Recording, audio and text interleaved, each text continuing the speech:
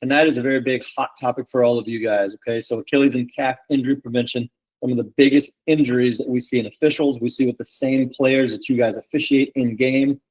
So we want to take this time and make this very open-ended, and we want you guys to join in the chat. And at certain times at the end, we'll have some Q&A stuff, and I'll stay on here as long as I have to, or Sonia allows me to answer any questions. So remember, this is here for you guys. So as we kind of get started, give you a quick little background. Anybody who's familiar with Runnin Ref, Runnin Ref is an app-based strength and conditioning program that we have developed specifically for officials. So we don't train football players, basketball players, soccer players. We only train officials, okay? We're about 2 years into this, and we're really excited to share with you guys a lot of the things that a lot of officials are now doing to train like the athletes you are and prepare your body. So if you enjoy this, we just ask you to apply these principles, help make your crews better, help make your friends in the officiating world better, and share the stuff that we're trying to do, with other officials. But tonight's all about reducing injuries and helping keep you guys in the game. Here's some things that we're going to cover tonight. Most common injuries. We'll talk through anatomy a little bit just so you can put all the puzzle pieces together. Fun facts about the lower leg. When do these injuries happen? And then how can you prevent some of these? And how can you in your daily week and over the course of the calendar year, how can you start to prevent these and change the way that you train or add to what you already do to improve yourself as an official and stay in the game? That's the big thing. Quick little background. I was a college strength and conditioning coach for 9 years. So I spent a lot of time in return to play settings with doctors, physical therapists, surgeons, and different team meetings and stuff like that, athletic trainers, and developing long-term and short-term return to play programs and speed development, movement-based programs for the various colleges that I was at. I had a wonderful time doing that, but I got sick of the hustle and bustle of college football, and I changed my path in life, and I wanted to move on. So I moved to Dallas, Texas. That's where Runnin Ref is based out of, and I started some youth and high school training programs for these athletes anywhere in the Metroplex. So we had, as you can see from these pictures, there was, groups of kids that I was taking out onto the field, and we were doing some of the same things that I'll show you guys tonight, the stretches, some of the body weight exercises, not necessarily the gym-based type of stuff that we'll go over as well. But that was the passion, and that's what, I was chasing, and that's what I was after. That's the business that I was building. I never thought that I would train officials. I met 2 college football officials in January of 2022. They reached out after their end-of-the-year meetings with their supervisor, and he said, hey, look, guys, my career changed when I hired a track coach. I learned how to move. I learned how to get in great shape. I stopped having some of the injuries that I had previously had for X, Y, or Z reason. They reached out through a mutual contact who was my college strength coach, and I took them through what would look like a collegiate field-based conditioning session. I modified the rest times specifically for our football officials, getting ready for the time between snaps. But the other thing that we did was we started to learn the movements because I wasn't paying attention to officials before. So, shuffles and back pedals and different turns that you have to make. And we really taught them how to train like an athlete and go through some running technique drills that could help, some soft tissue prep, some different stretches that hit the different calf muscles and everything that's important. So I wanted to lead in and tell you guys about that because we're really, really proud of what we're doing, and we hope that all of you take something away from this tonight that will make you a better official tomorrow. So that's the goal. Let's get into this. So I'm going to open this up in the chat. So have you or any members of your crew dealt with any calf or Achilles issues over the past year? And I'm going to stop sharing for a quick second because I want to bring Seth up here and talk a little bit about these calf and Achilles injury as well. So, Seth, have you, in the times that you've officiated, what have you been exposed to? How many different officials have you seen that have come across this, as all of us have? But just talk to us a little bit about it. And some of it could even be personal experience if you ever have. Yeah, absolutely. I've witnessed quite a few injuries all across every level, high school and college. And personally, I'll share, I actually had ankle surgery because I had a cyst on one of my bones and a torn post-tibialis, partially torn. And I met Austin about a year ago before that surgery took place. And I joined Runnin Ref. So I got my Runnin Ref gear on right here, support. I'm a big Runnin Ref fan. It's probably one of the best programs I've ever been involved with.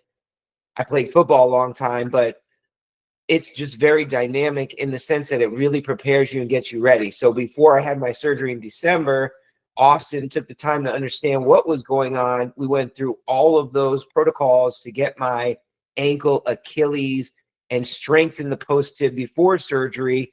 And then after surgery, my recovery was that much faster. And now I'm like 4 months out of surgery. I'm 100%, even better than, and I feel ready for the season. So I can't speak more highly enough of the program and what it's done for me. I had a scrimmage this past Saturday, and I felt like I can move so fast and get to the spot that I need to without having an issue of in the back of my mind, like I'm going to get injured right now. So, yeah. We're gonna teach everybody that's here some of the things that you've been exposed to and let them get better ASAP. So let's get back into this, guys. I saw a lot in the chat of Achilles issues and calf strains and different stuff like that. So we will address those, and you'll get extra time to ask some questions here at the end, like I mentioned. But we've already pretty much hit on it, right? The two most common injuries of the lower leg, okay? We call that the shank, and there's other injuries that go into this as well, but the two biggest ones, calf strains, very, very common, as we also just saw in the chat. And the big one that could be career-ending for some officials is Achilles rupture. So there's tendonitis, turf toe, which isn't as common with officials, but it is something. Plantar fasciitis, I know, is a big one. Ankle sprains. But these two right here are the two that we come across the most. Every clinic that I went to this summer, I met one official that had a Achilles rupture. And sometimes they are unpreventable, but we want to do everything in our power to teach you what you can and can't do to get that far. So quick anatomy lesson, okay? There's two different calf muscles here. So the gastroc, okay, and the soleus. They have different functions, and the calcaneus, or the heel bone, is what attaches the Achilles tendon to the muscle and the bone. All right, so the Achilles tendon is also known as the heel cord. And we're getting some fun facts here. So what you can experience at full speed running. I know there's different positions in officiating. Some of you may never get to that, okay? But it's important to know that you can experience peak muscle forces up to 3 times your body weight in that gastroc, okay? And again, it has different functions for deceleration. So when you need to stop and change directions, that gastroc does something different than the soleus and the Achilles tendon. Now, peak means obviously the highest muscle forces that I could accrue, right? If I weigh 100 pounds, at peak muscle force, I'm going to experience up to 300 pounds of body weight on that muscle just through the sheer speed of movement. The soleus, which is often forgot about in training, you can experience peak forces up to 7.3 times your body weight. That's high, guys. And then the Achilles tendon, some fun facts about it. We see these ruptures, and we've seen a lot recently in the NBA playoffs, and last year, you know, in the NFL and college football, obviously, as well. There's the thickest and strongest tendon in the body, and we're wondering why it's rupturing. Why is this becoming on the forefront so much? But its main job is to take all of that energy, it's storing it, and it's releasing it. So you just think about a spring rolling back up, okay? A spring tightens down, and then it's able to extend itself much on a larger scale. So that's exactly what the Achilles tendon is supposed to do for your body. But when we talk about these injuries, and we're not specifically talking about just the Achilles rupture, but this is when it happens, okay? So you can see on the left, when your foot lands on the ground, when you're taking off to sprint or to move or to change directions, you're going to land in a different part of your foot than at full speed running. Now you see the picture on the right, the Achilles is at maximal loading. And the difference that you can see between these two is that the heel touches the ground in the right, and we're going to go over this in the next video. You're going to see some of this, but that calf, the Achilles, everything on the backside of that leg is getting stretched out at a tremendous amount of speed and all of those forces that we just talked about in the previous slide, okay? And what you will see in these videos that's coming up next, pay attention to the heel coming down to the ground. So to me, that's either there's something functional that's not happening that's supposed to happen. There's not enough strength around the lower leg, the calf muscles, the ankle joint, the feet, so on and so forth, or we're just in bad movement patterns as well. These videos right here, you know, this is just to spotlight, you know, how this stuff happens and to showcase these. These are some of the most prominent athletes in the world today, and everybody's probably seen all these. You know, Kevin Durant to this day is still experiencing issues with this, right? He's still having calf injuries time after time. You saw the Tyrese Halliburton one. The biggest predictor of injury is previous injury. And I don't have all the answers. I will never tell you that I do. But when I watched that with Tyrese Halliburton over the course of the NBA playoffs, he started with an ankle sprain, and then it turned into a calf strain, and then it turned into an Achilles rupture. So again, there's a lot going on there. Maybe there was a micro tear already. But lo and behold, One injury leads to another. So the things that we're going to get to right now are the things that you can start doing, not only to prevent, but if you have some of these, to hit it on the front end and add into your daily training or your weekly training so that we can stay away from that. So if you watch the heels that struck the ground right there, here's a video. So in Dallas, one time a month, we do these free training sessions. This video actually has audio. I hope that it's loud enough that all of you can hear it. If not, there are subtitles on it. It's about a 45-second video. And we were actually talking about some of these injuries. And then I'm going into depth right here and telling them what should actually happen. So take a look at this. When I'm accelerating and taking off the sprint, that heel shouldn't come down to the ground, okay?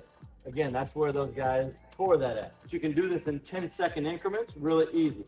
All you're gonna do is set your body up on the wall, about a 45-degree angle. Now we'll look at my heels, what we just talked about.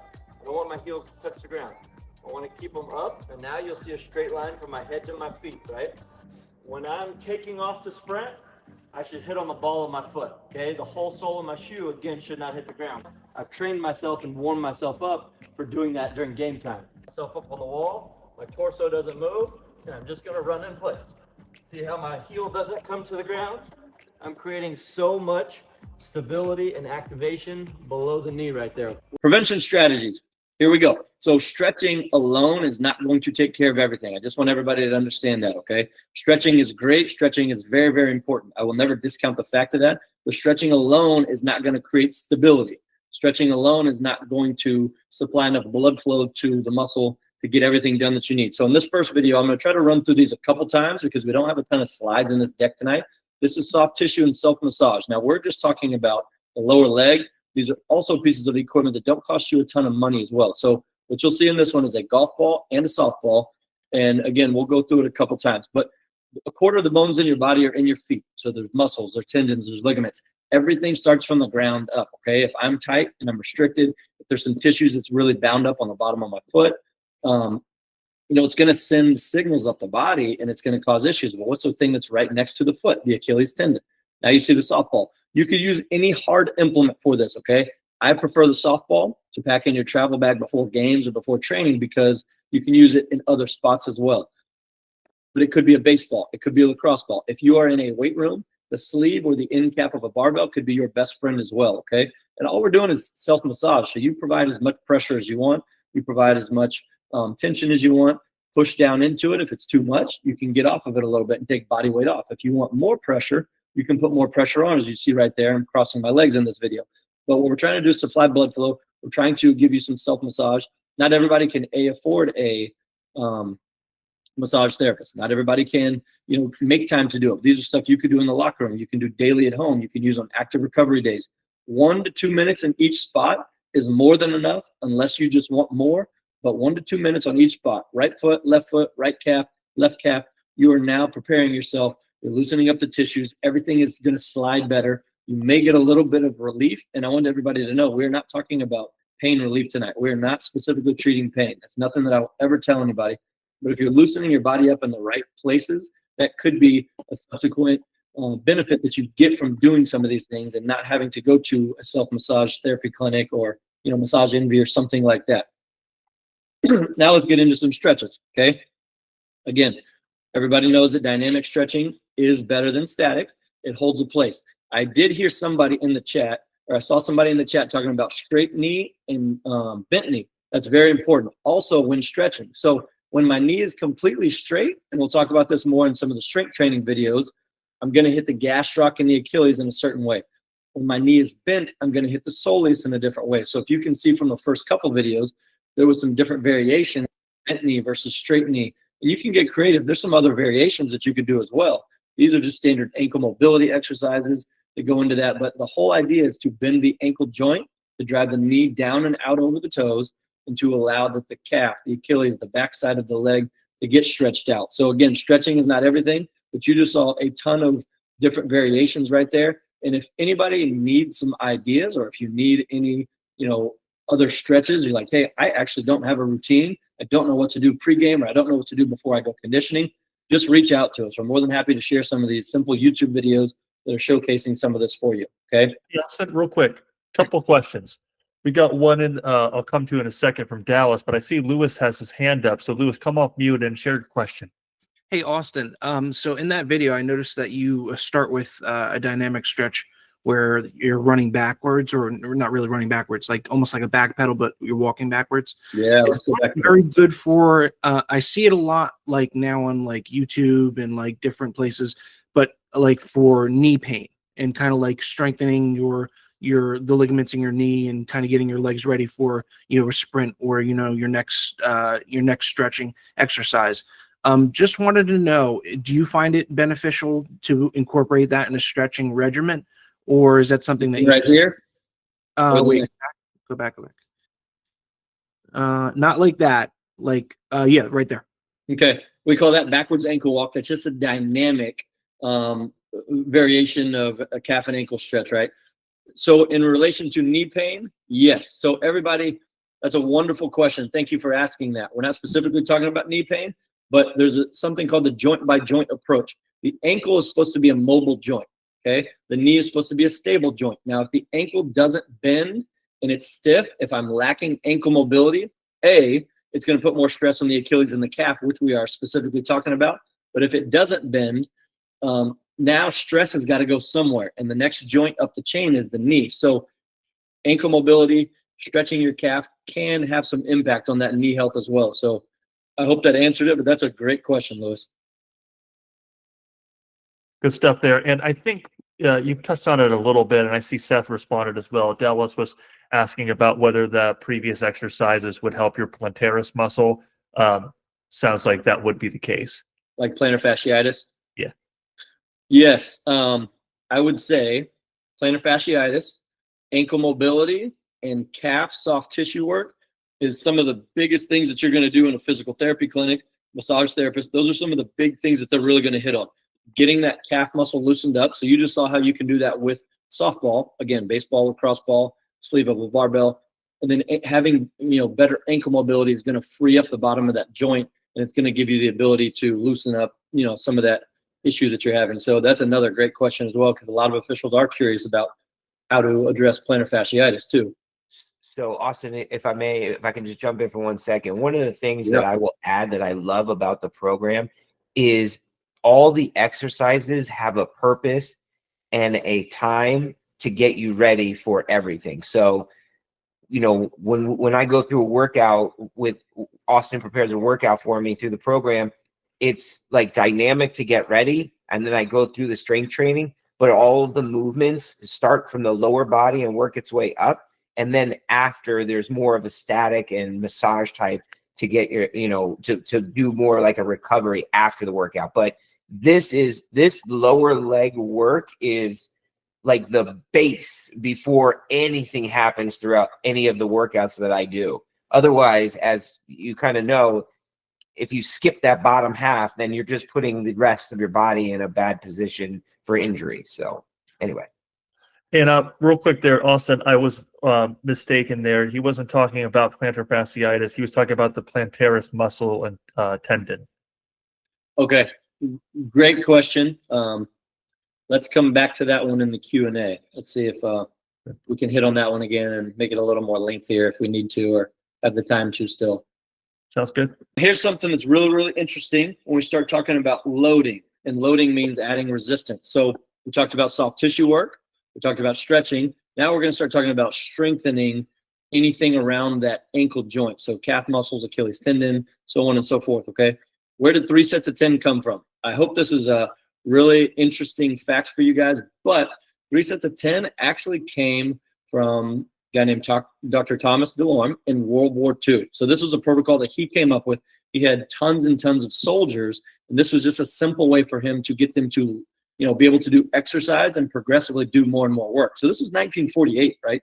Training has changed so much since 1948, but this protocol was including 3 progressively heavier sets of 10 reps, and then he would have to move on because he had soldiers everywhere, right? And we're not talking about just calf and ankle injuries. We're talking about everything under the sun, okay?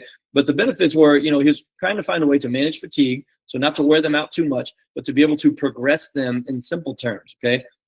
He also didn't have tons of ways to add resistance in different times. Now, I know it's a little counterintuitive because you're seeing the same guy do a deadlift right here, but at the time, on a Army base, he didn't have a ton of ways to add weight. He didn't have kettlebells and stuff like that like we have the access to nowadays. Biggest bang for your buck option. So there's 3 different muscle actions in any lift, okay? Eccentric, which has gotten a lot of attention in today's world. I don't think a lot of people really understand what it means. All eccentric means is that the muscle is lengthening, okay?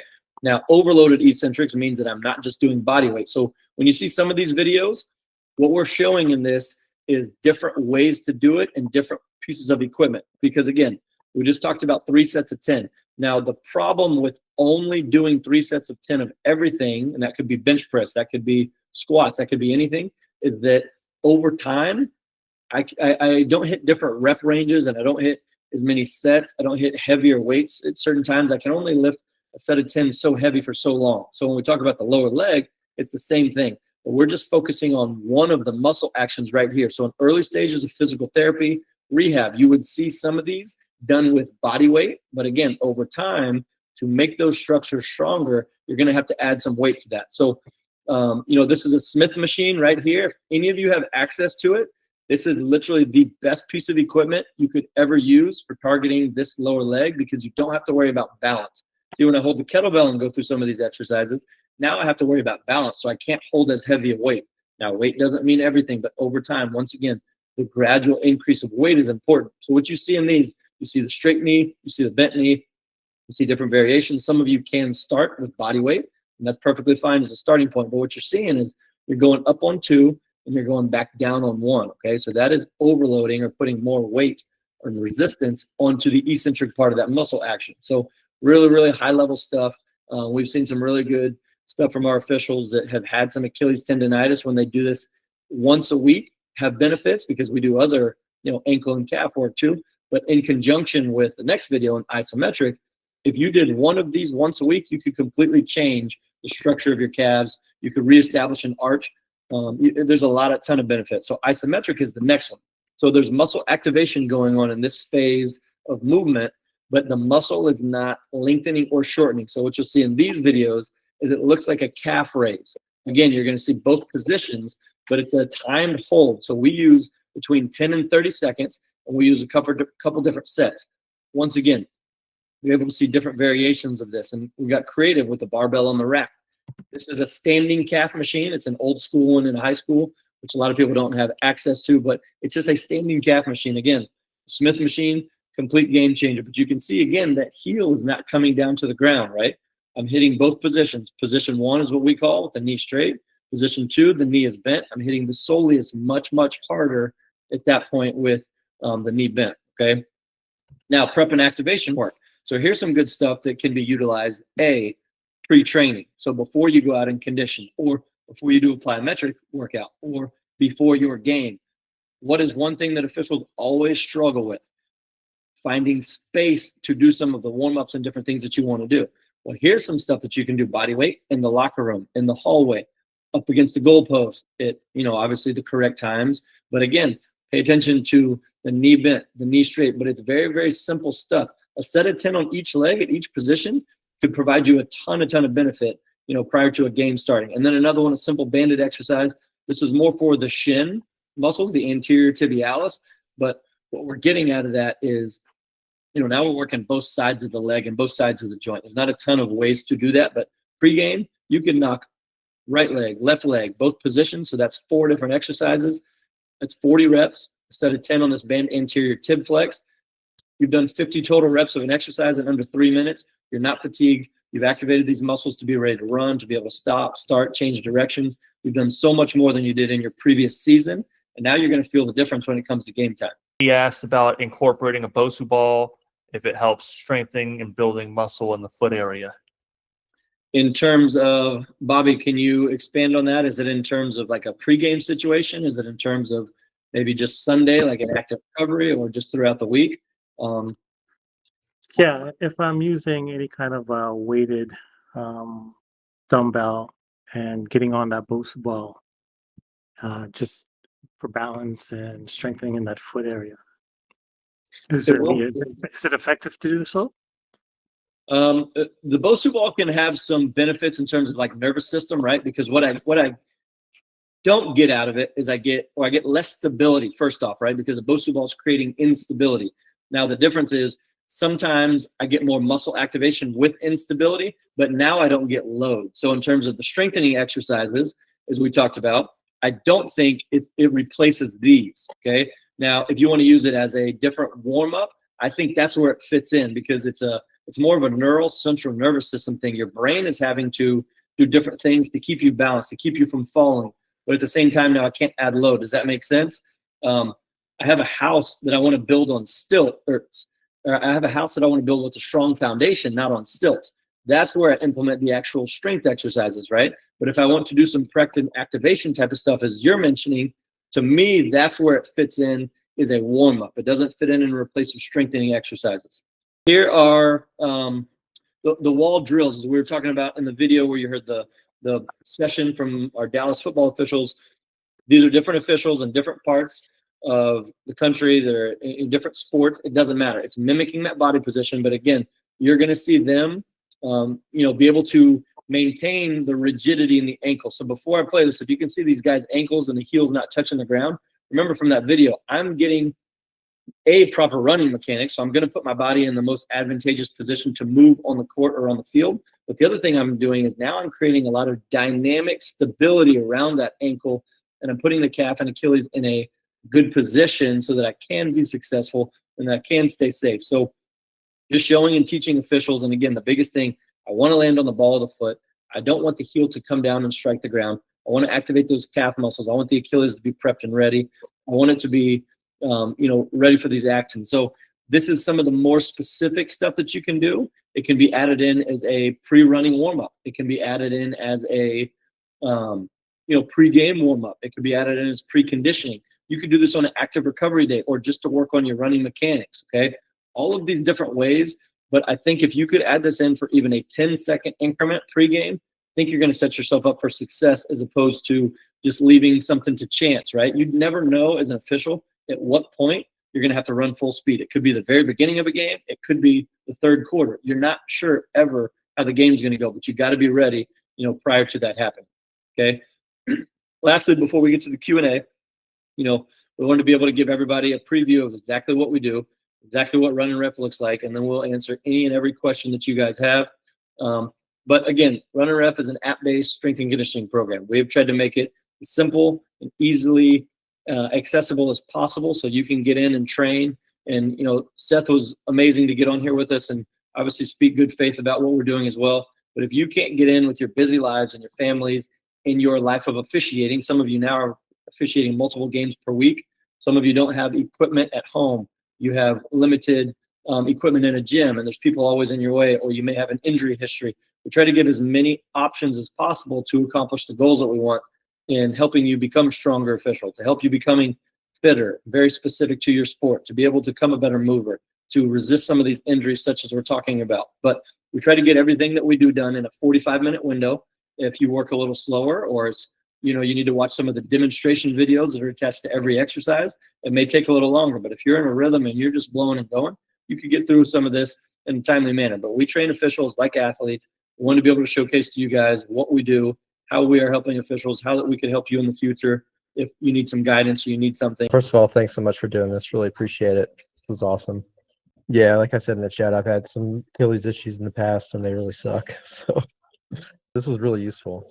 Then my question is, you said that when your heel is raised, it's like more beneficial for recovery, and you should not ever put it on the ground when running. What about when you lift?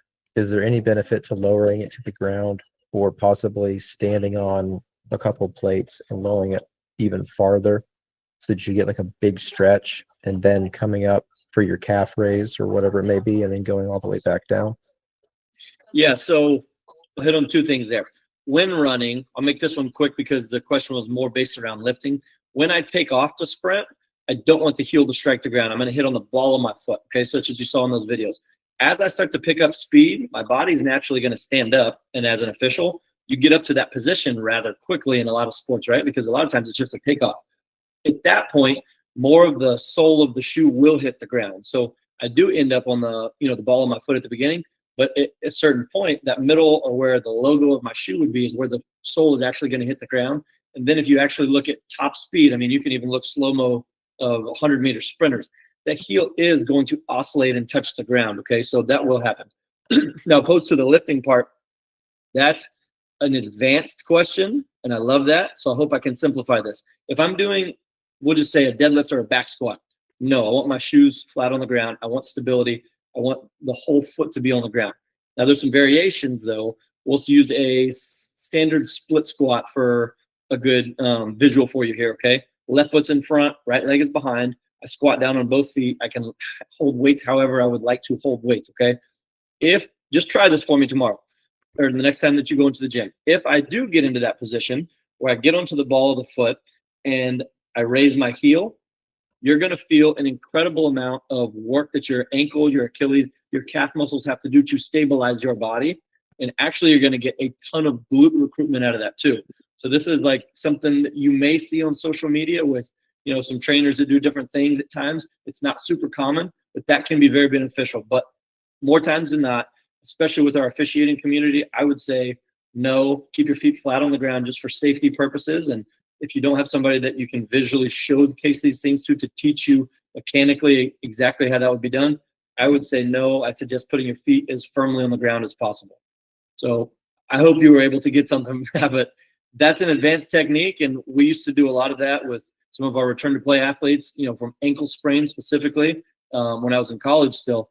And the benefits are tremendous. So Thank you. That's awesome. yeah. Simone Red asks, if I have a trainer or a training plan, if I have a trainer or a training plan currently, would this replace it or just go side by side? We would like to believe that it would replace it. You know, we have 3 days worth of total body strength training with torso exercises, like we mentioned, specific calf, Achilles, different injury preventative exercises for hip flexors, groin work. You know, we do have multiple days worth of conditioning very specific to an official. So I don't know what other time would be allotted to other things. But, you know, again, I would never tell anybody to do something they're not comfortable with. But I think that we, you know, hit on all aspects of training, from injury prevention to warm-ups to conditioning to strength training. So I would say that I think that it replaces those things. Do calf stretches help improve Achilles tendonitis? Yes, they can be very helpful for you in conjunction with other things. So yes, I would say definitely stretch your calf muscles. But if you saw some of the previous videos, try to make a combination of a lot of the other things too, okay? So the soft tissue work to the foot, the calf, and then, you know, try to add in some of those strengthening exercises that were in some of those videos. 2 to 3 sets, both legs, each position. So that could mean 4 to 6 sets per leg, a couple times a week. Could really be a game changer, and could really, all of those things put together could really be helpful, right? There's not one exercise that is just the solvent. Ooh, we're getting some good questions here and some good answers, of course. More now. John Love asked, this is a can we're going to be opening, if there's a specific type of shoe recommended for basketball officials. Every time we get together, Sony, there's a shoe question. Okay. It's Hoka. I would say every shoe company has a good shoe. Now, basketball officials more so than some. I know you can only wear black, so you're even handicapped more than other officials. Obviously, football officials, black and white. Every company has one. What I would suggest is try to find something every official wants. So here's a great question, and or here's a great point. Bobby made the comment about the stability ball. So I want to refresh and go back to this when we're talking about shoe wear. So if I get a shoe that's super cushiony and super, there's a ton of padding in it, I know it feels good. And I know that it's comfortable. I know that it feels good initially. But imagine the same scenario we're talking about, where now I don't have any stability on the bottom of the house, right? So now I'm just shaking the entire time. Well, this could be leading to injuries up the chain, because when my foot hits the ground, if it just smushes and there's no stability down there, what's right above it? My ankles, my calf. So that could lead into a little bit of issues or pain and improper foot function. It could lead into knee pain. It could lead into back pain. Brooks has some good options. Nike does have a couple. I think Reebok did have a couple. Rob, I don't know if you found a better Hoka. You mentioned Hoka, and maybe that was a joke, because maybe you've heard me not say something real nice about Hokas before, but I think they have too much padding. Now, the other thing I'll say is officials, not everybody buys 2 different pair of shoes. So if I'm going to buy something, I'm going to buy something that's a little more low profile. And by low profile, I mean the heel is just not as thick. But obviously, you guys cover a ton of miles or meters or distances in a basketball game on the hardwood surface. I know everybody makes a little bit different money in their games, but if you have the money to invest in 2 pair of shoes that you like, that work for you, I would suggest that, because those miles are getting worked up on those shoes, and then they start to break down, right? So otherwise, I think that 2 pair of shoes is your best bet, but try to find something that's a little more low profile. I wear Nike Air Maxes too, but I don't do what you guys do. I'm not an official. That air bubble is just not good long term, but yeah, I would start there. I hope that answers it, but we always get this question, and it's never the simplest answer because we can't get shoe companies to give you guys better options. So maybe one day. Yes, one day for sure. Well, we're going to be part of that. We got some ideas and some plans here at RefMasters. Okay, recovery for a pulled strain calf.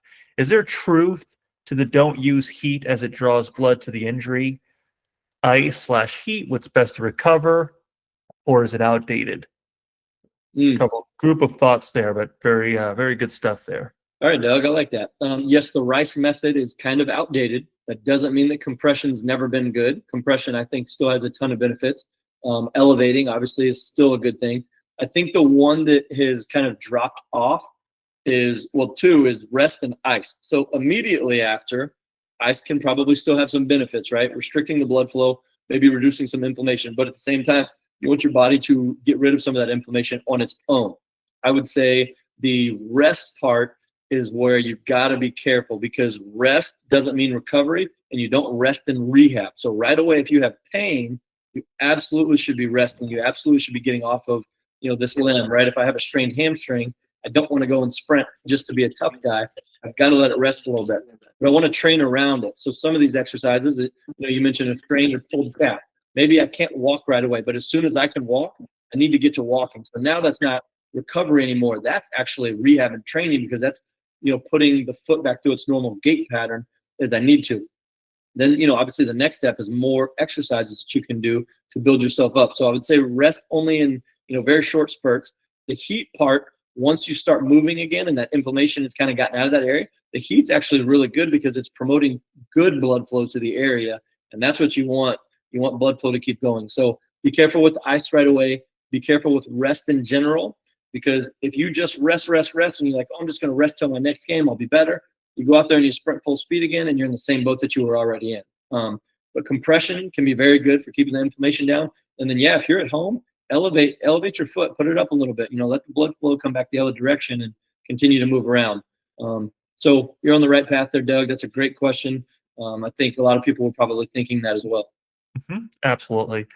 Joseph had a question. Seth touched on that already a little bit, but if you have any extra words, his question was, after I've activated my calf Achilles pregame, am I good for the whole game, or should I reactivate at halftime? And Seth had offered up some advice there. He mentioned that he always runs through another quick dynamic warm-up at halftime. I never sit and rest as I stiffen up. But so that sounds like good advice. Anything else to add there, Austin? I'll just elaborate real quick, and then Austin take it. We have a short halftime. It's usually 15 minutes. Then we got to be back on the field. But, a lot of my rest of my crew sits there. And over the last couple of years, I've got the same crew. I always tell them, and I take them through the same warm up as I do. And I've helped my crew prevent injuries. So, and it's Austin's warm up, really. It's Runnin Ref. So I took it from him. But sitting and resting and then going back onto the field thinking you can run another half of a game is definitely the wrong mentality. You've got to keep moving and keep that motion going, because if you sit and stiffen, that's when injuries for sure will happen. So anyway, I'll let Austin take it from there, but I highly recommend not sitting and doing nothing during halftime. Yeah, especially if you're outdoors in a colder weathered state, that's a big deal too, because obviously that has an impact on the weather, the elements of the weather, late season, November, whatever. But, great question. Again, thank you for that one. A lot of other officials are probably wondering the same thing. Yes, activate pregame, stretch it pregame, the things that you see fit to add into your routine. And then at halftime, you don't need to do as much, shrink it down. If you have a 15, 20-minute warm-up pregame, after halftime, if you have 3 minutes even, right, you can do some high knees in place. You could do some of those wall runs. You could do a quick little dynamic stretch or the backwards ankle walk, as Lewis was asking everybody about earlier. All of those things, you don't have to have a lot after halftime. You're already going. Something short and quick, but I would suggest doing something again at halftime as well. Around that, and I see Andrew talked about barefoot shoes being a zero drop shoe, and I guess the conversation is around whether shoes like that have some type a flat shoe has a negative impact on Achilles or calf health. Yeah, if everybody can see that one, and Andrew, you can come off mute in a second. He makes a wonderful point here too. You don't want to go from zero. You don't want to make extreme changes in what you're doing either, right? Like if you're going from wearing heels that are this big to a barefoot shoe, that's extreme. Now you're going to overstretch that calf muscle right away and put an incredible amount of stress into a different part of that range of motion that you haven't been working with in a long time. So Andrew, that is wonderful. If you want to come off of mute and add to that, I would love for you, to continue. Yeah, I'd be happy to.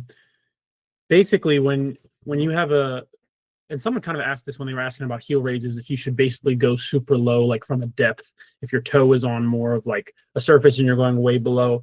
And I think the important thing that you kind of mentioned as well, Austin, is that when you're exposing yourself to these deep ranges that you're not accustomed to, particularly at the Achilles tendon, when you're in massive dorsiflexion, it's going to get a lot of stress to it.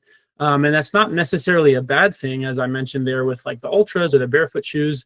But if you're not accustomed to that, or if all of a sudden you're doing it a lot more, so if you were, only wearing it to work, but now you're doing it when you're training and you're running, it's just a lot of load on the Achilles. And tendons are really, really sensitive to big changes. Muscles adapt a little bit better, but tendons are pretty sensitive to that. And so if you're going to experiment with these things, I would start low and slow and kind of go from there. Yeah, thank you for that expertise. That was wonderful. I hope that, everybody that stayed on to this point. I know it's getting late for some of you. That's a great point. Extreme changes are never good. So, but before we close, any final takeaways, any final words you want to give, and then we'll do our send off. Yeah, we just thank you guys for taking an hour out of your evening to join this. It's really a big deal, to me as we put this together. Sony's spending his time with us as well, just to make you guys better officials, and you are investing in yourself, officiating as a community.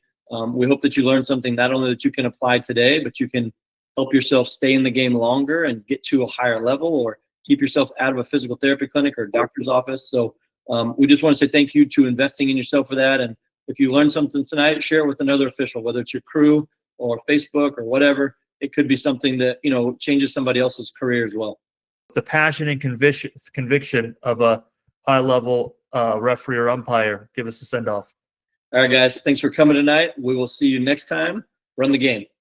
We help sports officials worldwide become more physically prepared for game day. Head on over to runninref.com and check out our training programs today. Let's get to running.